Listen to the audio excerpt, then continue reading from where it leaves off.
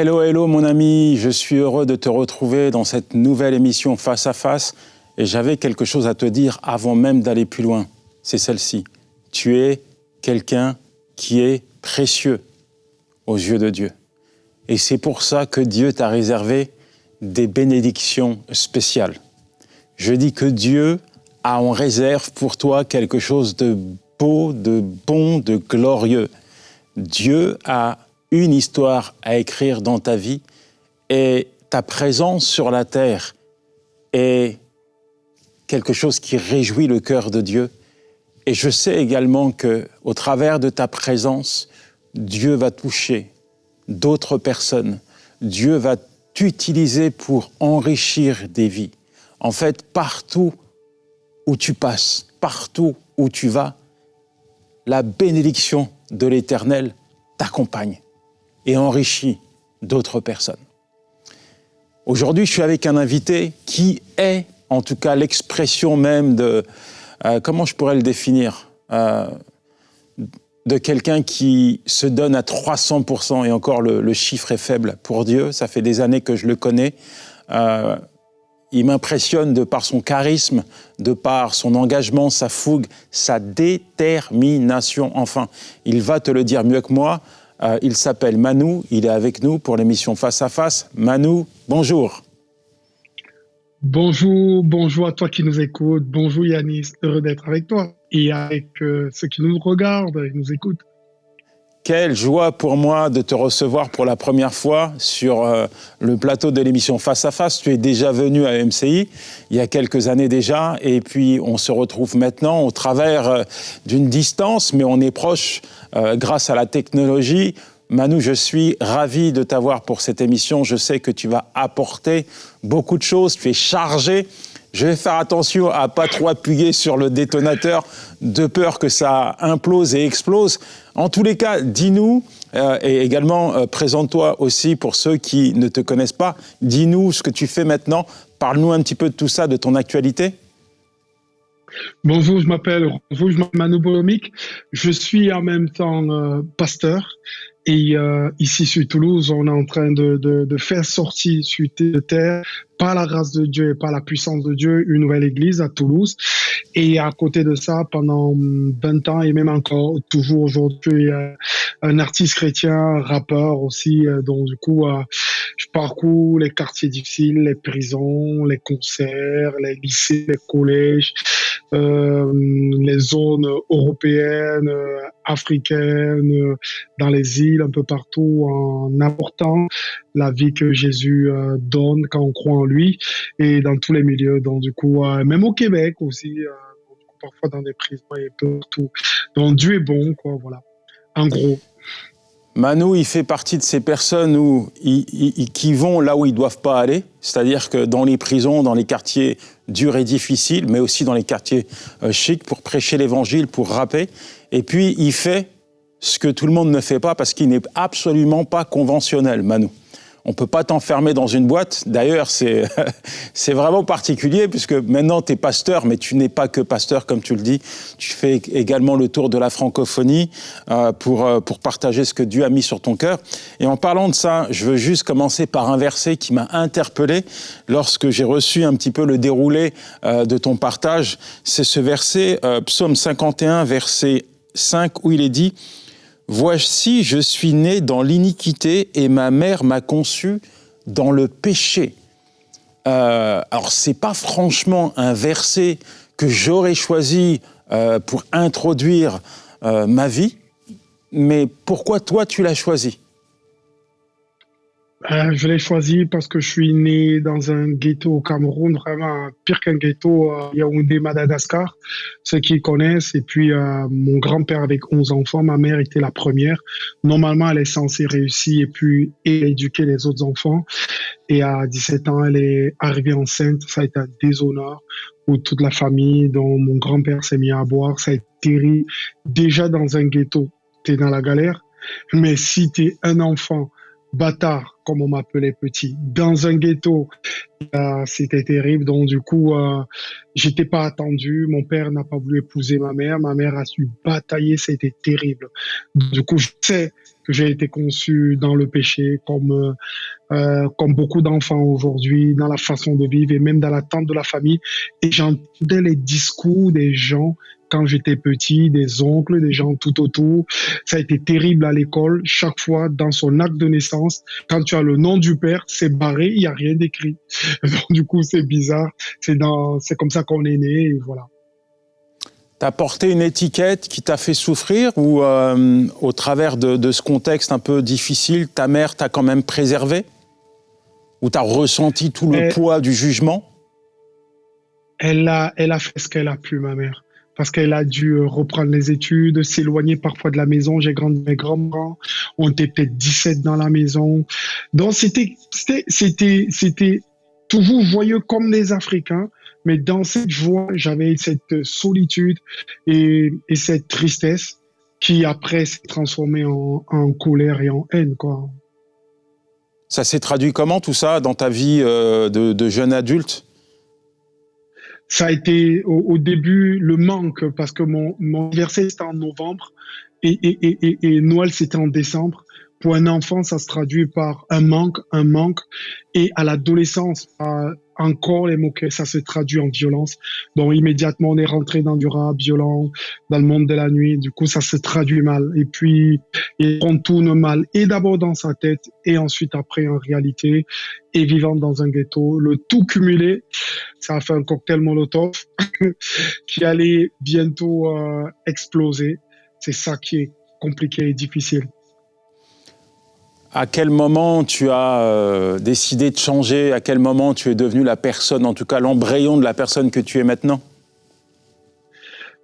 C'est tout pas des circonstances parce que moi je m'étais dit Dieu n'existait pas parce que dans ma famille ils étaient un peu protestants, d'autres un peu mon grand-père était musulman et on m'a chopé par l'école en disant tu vas être catholique. J'ai fait enfant de cœur chez les catholiques, je suis baptisé. Il a tellement parlé en latin le prêtre que je me suis endormi le jour du baptême. Et après, je suis allé me faire confesser. Et je rêvais d'un Dieu vivant, mais que je voyais pas. Et ce qui s'est passé, c'est que j'ai dit que Dieu n'existait pas. Il y a une partie de ma culture était animiste. À partir de 10 ans, on m'a ramené chez les rebouteux. On m'a scarifié partout avec le sang d'animaux. Je suis pas seul, hein, je sais que beaucoup vivent ça. Voilà. Et ensuite, étant dans le milieu du rap, on avait fait une radio FM 94 sur Yaoundé. C'était le début du rap. J'étais rappeur. Et puis, ma mère m'avait sorti du ghetto. Elle m'avait mis dans un lycée construit par des Canadiens. Et le jour de la rentrée, je voulais aller faire la fête dans les autres lycées et tout, parce qu'on était du monde du rap. Et puis, la nuit, le surveillant avait fermé le portail. Moi, j'ai sauté le mur du portail et puis on passait derrière le bureau du proviseur. Le surveillant était là. Je me suis battu avec le surveillant le jour de la rentrée et on m'a viré le jour de la rentrée. Et quand j'ai regardé mon âge, c'était le même âge que ma mère quand elle est tombée enceinte. Et souvent, on croit qu'on ne va pas répéter ce que notre génération, la génération précédente a fait. Je pensais être meilleur même que ma mère, mais dans ce monde-là, je croyais. Et ce jour, j'ai compris que vraiment le péché était complètement, ce n'est pas simplement un acte, c'est là où tu es né, comment tu as été conçu. Je suis allé voir un ami qui était chrétien, qui s'appelait Armand, et il m'a dit, est-ce que tu veux donner ta vie à Jésus? Et j'ai dit, mais comment on fait? Il m'a dit, mets-toi à genoux. Moi, je savais pas, ça faisait 2 semaines, il venait plus en boîte. Et il avait dit, j'ai reçu Jésus. J'ai dit, on fait comment? Il a dit, demande pardon pour tes péchés. J'ai dit, il me dit tous mes péchés. Il dit, allez, vas-y, fais ce que tu peux. J'ai demandé pardon. J'ai juste dit une phrase. Si tu existes, viens dans mon cœur, change ma vie. Hey, Yanis, il y a une paix qui m'a traversé de la tête jusqu'aux pieds, comme un fil électrique. Mais un truc, j'ai senti comme si mon cœur allait exploser. Mais un truc de malade. Là, quand j'ai vu ça, je me suis dit, hey, Dieu, il est vivant. J'ai compris qui était Jésus. Immédiatement, là, sur place. C'est de là que c'est parti. Pourtant, j'avais été viré, j'avais été viré du lycée. Le déclic, le début du changement. Qu'est-ce que tu peux dire, Manu, à tous ces jeunes ou c'est moins jeune qui vit dans des contextes particuliers, bien qu'aujourd'hui, on sait que c'est pas parce que tu as vécu dans un contexte dur et difficile que tu dois en faire un prétexte pour vivre dans le péché, loin de là. Mais qu'est-ce que tu peux dire justement à toutes ces personnes qui vivent dans des contextes défavorables et qui pensent à un moment donné, comme toi, que Dieu est loin, que Dieu ne s'intéresse pas à eux, que Dieu finalement n'a pas forcément des projets pour leur futur? Qu'est-ce que tu peux leur dire? Je trouve que franchement, quand tu es dans la situation, c'est facile, hein. Vraiment, vraiment, vraiment. C'est pas parce que on est dans l'émission là que on peut le prendre comme ça léger. C'est chaud. Et ce que je peux leur dire, c'est cette phrase que j'avais toujours. Si tu existes, montre-moi un jour que tu es vivant. Moi, j'attendais un signe du ciel, quoi. J'étais pas compliqué que ça, mais je mentais pas à l'intérieur parce que vraiment, j'étais triste. Même parfois, on était en boîte de nuit, les gens chantaient, bougeaient, je me sentais quand même. Et franchement, Dieu, il a eu pitié de moi. Dieu te montrera toujours un signe qu'il est là. Il viendra toujours te chercher. Ce jour-là, ne dis pas non. Comme la Bible dit, si vous entendez ma voix, n'endurcissez pas vos cœurs. Franchement, Dieu va créer un contexte favorable un jour pour toi et il va te montrer qu'il t'aime en fait. Toi, tu croiras que c'est toi qui as besoin d'aller vers lui, mais il va s'approcher de toi. Je pense que c'est ce jour-là qu'il faut pas rater. Je sais pas. C'est ce que vraiment j'ai vécu. Je pense pas avoir toutes les histoires du monde, mais je pense que c'est ce jour-là qu'il faut pas rater. En tout cas, il y a eu ton jour, et puis peut-être pour ceux ou celui ou celle qui nous regarde là maintenant, ça peut être ton jour. Faut pas remettre à demain ce que Dieu te demande de faire aujourd'hui. Peut-être qu'aujourd'hui, tu es dans ce contexte où finalement tu as cru que Dieu t'avait oublié, que Dieu ne s'intéressait pas à toi. Tu as cru que il n'y avait pas d'avenir pour toi et que tu étais destiné, tout comme plein de personnes, à mordre la poussière toute ta vie. C'est pas vrai, c'est faux. Parce qu'il y a le jour où tout commence et tout finit. Il y a le jour où tu décides de confier ta vie à Jésus-Christ et ce jour-là, c'est le jour où tu abandonnes cette vie imprégnée de la noirceur du péché. Et avant même d'aller plus loin avec Manu, moi je veux te donner l'occasion de dire oui à Jésus. Manu a demandé à Dieu un signe. Je crois que ce que tu entends, c'est un signe que Dieu te donne. Il ne faut pas ignorer sa voix, il ne faut pas endurcir ton cœur lorsque Dieu t'appelle.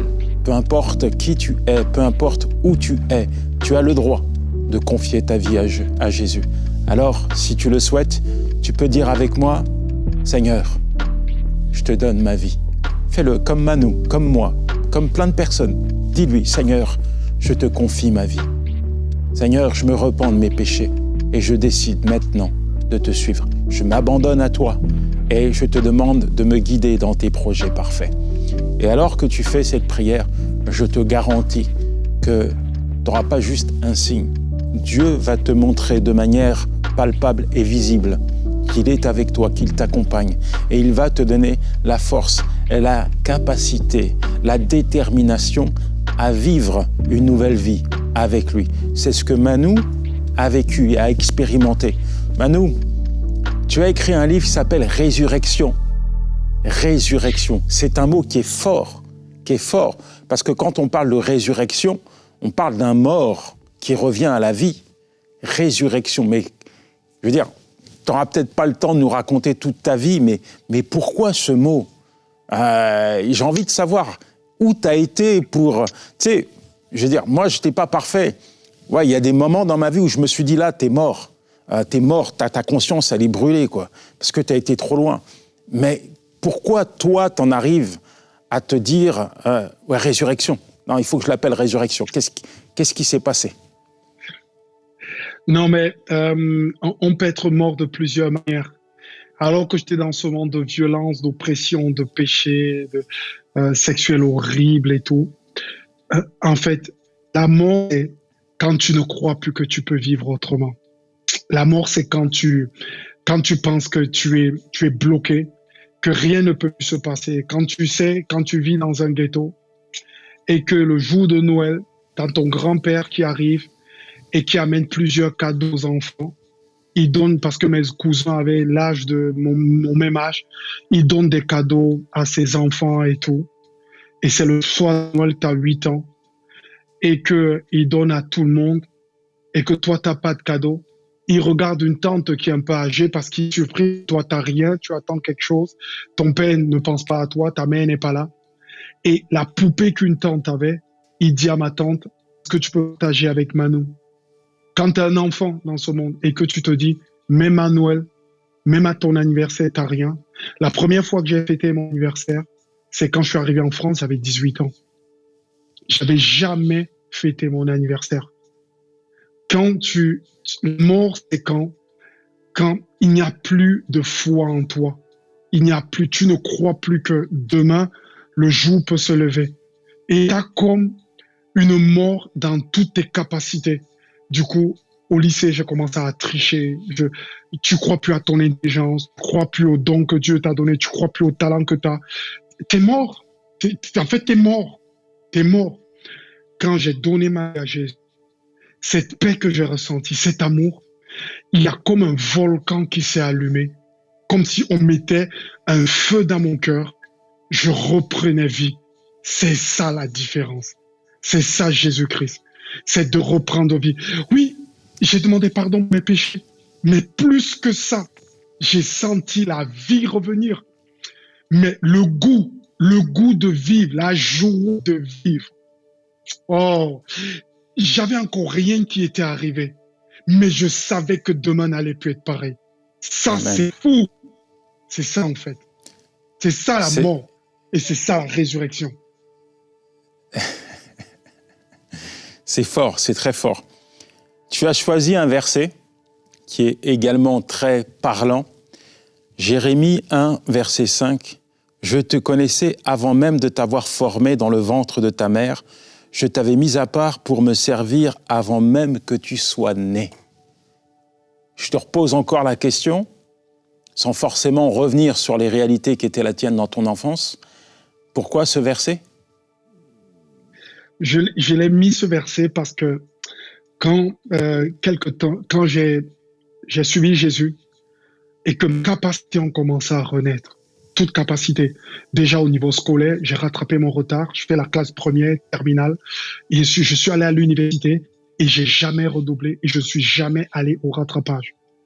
Il a restauré mon intelligence. Je valais tout par la tricherie. Mon propre cerveau est passé d'une moyenne de 2 en maths à deuxième du centre au bac. Je n'avais jamais imaginé qu'à l'intérieur de moi, il y avait de telles capacités. C'est ça quand Dieu t'a choisi depuis le ventre de la mère avant. Et j'ai dit, Seigneur, mais qu'est-ce que tu as encore déposé en moi? Il a dit, je t'appelle, viens à mon service. Alors là, c'est parti dans tous les sens. J'ai écrit des chansons, mais après être venu à Jésus, c'est plus des chansons que j'ai écrites. C'est mon cœur pour Dieu. Ça a touché cette génération. J'ai vécu des temps incroyables. J'ai commencé à chanter dans mon quartier, dans les lieux où j'étais, dans les radios, dans les coins. Tout s'est ouvert. Ma vie a pris sens, a pris feu partout. C'est dans ce sens. Quand Dieu, je t'appelle, je t'ai formé depuis le ventre de ta mère, mais c'est comme si, en donnant sa vie à Jésus, on recolle à qui on devrait être. Il y a beaucoup de toi qui nous regardent. Tu n'es pas encore qui tu dois être parce que tu n'es pas encore entre les mains de Dieu comme il faut. Tu n'es pas encore qui tu dois être parce que tu n'es pas encore entre les mains. La Bible dit, vous êtes l'ouvrage de Dieu ayant été créé en Jésus pour bonne que Dieu a préparé d'avance. Mais si tu n'es pas entre ses mains, comment tu peux devenir son ouvrage? Et c'est dans ce sens que j'ai cru que la prédestination, avant que le monde ne soit monde, Dieu nous avait choisi. Viens à lui et laisse Dieu développer qui tu vas être. Et donc c'est pour ça que aujourd'hui, je suis en train de découvrir encore ce que Dieu est capable de faire pour ma vie. Et s'il le fait pour ma vie, un pauvre gars qui habite le ghetto, hey, toi mon ami, toi ma soeur, toi mon frère, mon ami, il peut le faire pour toi, je suis sûr. Effectivement, Manu, tu as entièrement raison. La parole nous libère, elle est la vérité. Et donner ta vie à Jésus permet à Dieu de te montrer qui tu es véritablement. Et peut-être que tu es encore en train de te poser des questions ou en train de te chercher. Tu as un problème identitaire, c'est-à-dire que tu n'arrives pas à t'identifier à ce que Dieu dit à ton sujet. Et comme Manu l'a dit, devenir l'ouvrage de Dieu, c'est au préalable décider de se donner, décider de s'offrir au potier divin afin qu'il façonne, transforme ta vie, pas comme tu le veux, mais comme lui le souhaite. Et peut-être que c'est la décision que tu dois prendre. Peut-être que tu sens qu'il y a des dons, des talents. Peut-être que tu es là à la croisée des chemins et tu ne sais pas quel chemin prendre pour entrer dans ta destinée. Peut-être que tu penses à ton futur et tu te demandes « mais qui suis-je ? Comment vais-je atteindre cet objectif ? Il y a des rêves dans mon cœur, mais je ne sais pas comment je vais pouvoir les réaliser. » En fait, tout commence, le point de départ commence à partir du moment où toi, tu décides de t'approcher de Dieu, à partir du moment où tu décides de te laisser faire et de le laisser faire. Alors moi, je vais demander à Manu de prier pour toi et je crois que, alors qu'on va prier, Dieu va poser sa main sur toi. Et alors que Dieu pose sa main sur toi, je crois que tu vas vivre un changement, une transformation. Manu, est-ce que tu peux prier, s'il te plaît ? Amen. Seigneur, te rends grâce, je te loue parce que tu es incroyable. Je te loue parce que nous sommes une créature merveilleuse, extraordinaire que tu as créée pour ton bon plaisir. Et Seigneur, les projets que tu as pour nous ne sont pas des projets de malheur, mais c'est des projets de paix et de bonheur. Seigneur, des projets, Seigneur, de vie. Je te prie pour tous ceux qui nous regardent, Seigneur mon Dieu, qui écoutent ce qu'on est en train de dire. Je prie que pour ceux, Seigneur mon Dieu, qui ouvrent leur cœur, tu y déposes ta vie, tu y déposes, Seigneur mon Dieu, ta grâce, ta puissance, ton Saint-Esprit. Tu fortifies, tu encourages, tu sauves, Seigneur, que tu rappelles les projets, que tu rappelles les rêves, que tu bénis, Seigneur mon Dieu, que tu prends entre tes mains, que tu commences à façonner, Seigneur mon Dieu, la vie de plusieurs. Comme tu as dit à l'apôtre Pierre, suis-moi et je te ferai pécheur d'hommes. Parce que tu as toujours une destinée, un avenir, un futur pour ce que tu appelles. Merci parce que tu le réalises. Seigneur, ceux qui croient en cette parole, Seigneur, vont commencer à être transformés par la parole de gloire en gloire et ils iront de victoire en victoire. Seigneur, le péché a une solution. Seigneur, l'addiction a une solution. Les peurs ont une solution. Tu es la solution, mais tu as bien plus pour nous. Seigneur, c'est dans le nom puissant de Jésus que je te remets ceux qui nous écoutent, Seigneur, et tu les bénis, Seigneur, qu'ils puissent rendre témoignage demain de ce que tu as la capacité de faire et qu'ils puissent célébrer ton nom pour ce que tu fais et ce que tu feras demain. Au nom de Jésus, Amen. Manu, te connaissant, je sais qu'il y a quelque chose qui te caractérise, c'est que tu es un opportuniste.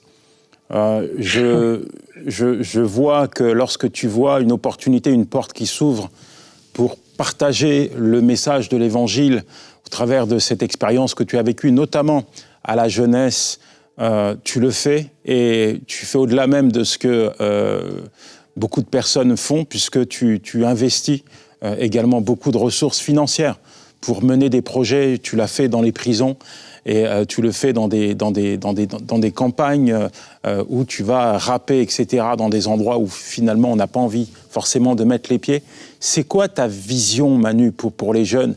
J'ai visité ton église, extraordinaire de voir une telle croissance, une telle jeunesse, et aussi c'est particulier de voir ta fraîcheur. Malgré l'âge qui passe, tu te remets à jour constamment et tu réussis à transmettre cette fraîcheur et à connecter les jeunes au message de l'Évangile. C'est quoi ta vision ? C'est quoi qui te passionne dans ce que tu fais ? Moi, vraiment, réellement, si je dois te dire la vérité, ce que j'aime, voir la personne de Christ se former dans l'autre, transmettre ce qu'on a à notre jeunesse pour qu'eux-mêmes soient capables de faire des grandes choses.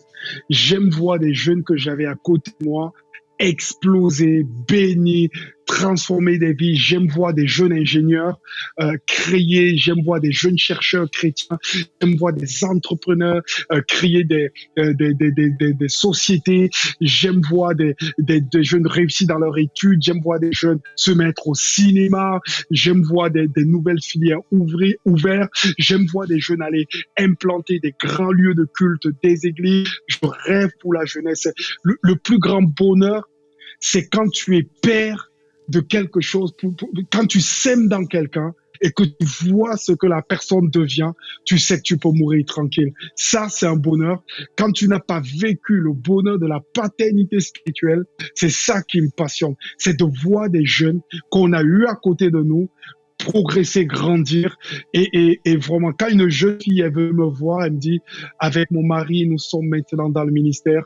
J'étais au camp de ski avec quand j'avais 8 ans et tu étais le pasteur. Tu t'occupes de nous.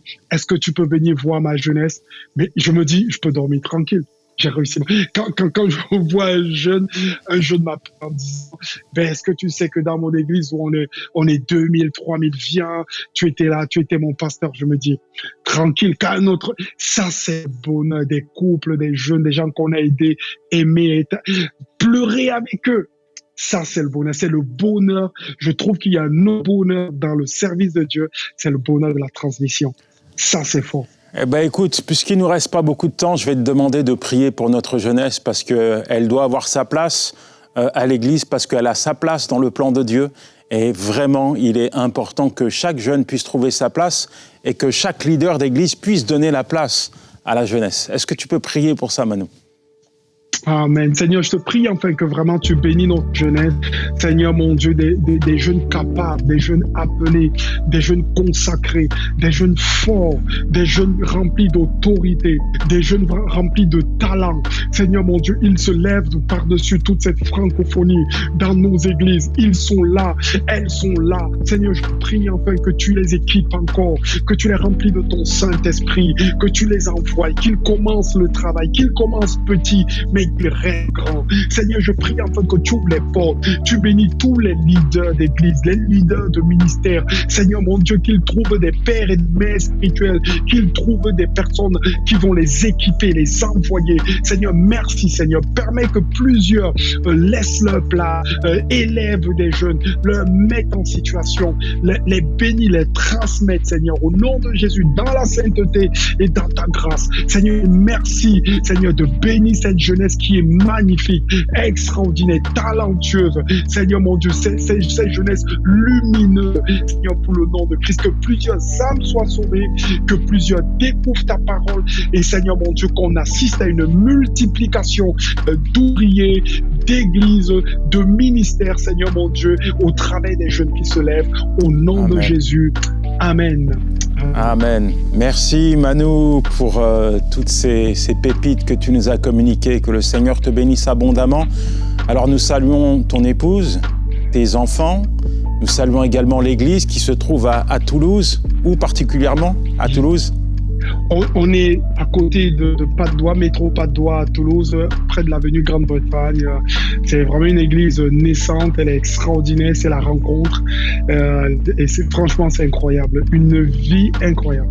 Voilà, on passera te voir si on passe à Toulouse. En tout cas, que Dieu te bénisse. Et puis, à une prochaine fois dans l'émission Face à Face. Merci les amis d'avoir participé à cette émission. Si vous avez vécu quelque chose de particulier, n'hésitez pas à nous envoyer votre témoignage et on pourra le lire et le partager à d'autres. À très bientôt. Ciao, c'était Yanis Gauthier.